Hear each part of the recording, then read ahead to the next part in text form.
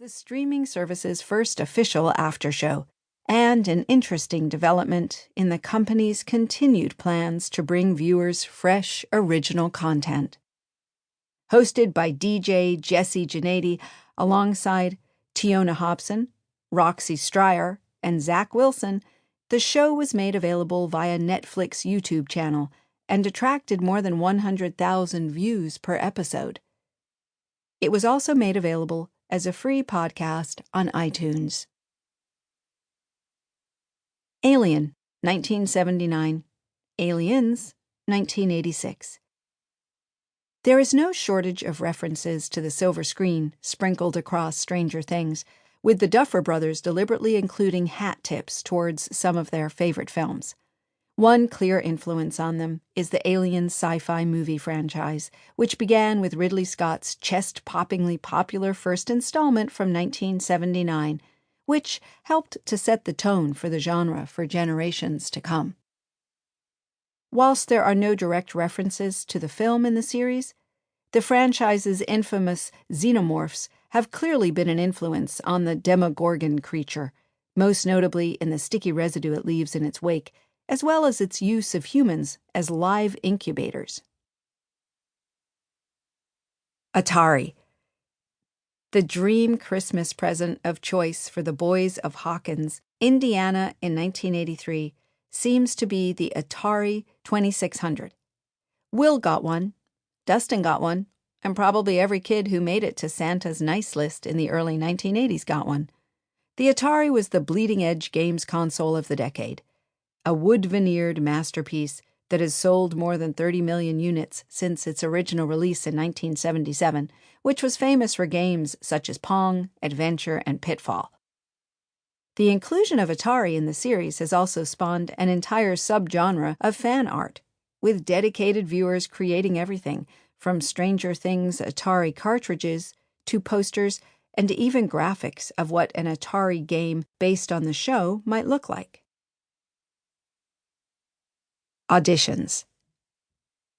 It's hard to imagine Stranger Things without its current cast, but the audition process for the series was tough. Really tough. In total, 906 boys and 307 girls were screened in order to find the most suitable leads. We knew this would be impossible without the right ensemble of actors, the Duffer Brothers told Entertainment Weekly.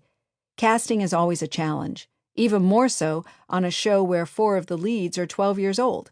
A cringe-worthy child performance will kill a movie or show like almost nothing else.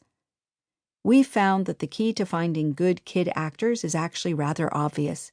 You just have to audition pretty much every kid in the world who wants to act. The search might have been exhaustive, but the process was equally in-depth. Alongside select scenes from the series script, the Duffer Brothers also had the children read scenes from the 1986 coming-of-age classic, Stand By Me. The movie is a clear influence on the finished show, and one which the Duffer Brothers have repeatedly referenced as one of their favorite films. Finally, after creating a shortlist from more than 1,000 hopefuls, the casting team flew all of the kids out to LA in order to watch them audition together in order to test their chemistry. This involved bringing the child actors together from locations as far away as New York, Canada, and the UK. To help them find the right talent, the Duffer Brothers turned to Emmy Award-winning casting director Carmen Cuba. Cuba has worked with some of the biggest names in the business, including Steven Soderbergh, Ridley Scott, and Oliver Stone.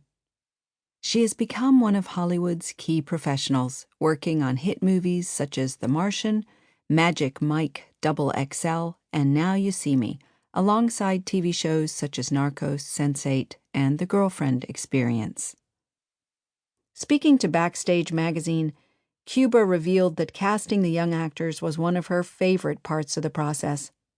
This was the first time I was casting actors who were in the same age range as my 2 sons, and I realize now that this was a big factor for who I gravitated to in these roles. Being able to experience the young actors with this very present sense of what at that age a person is like, how deeply they think and feel, how connected they are to their younger selves, and yet how fragile they are.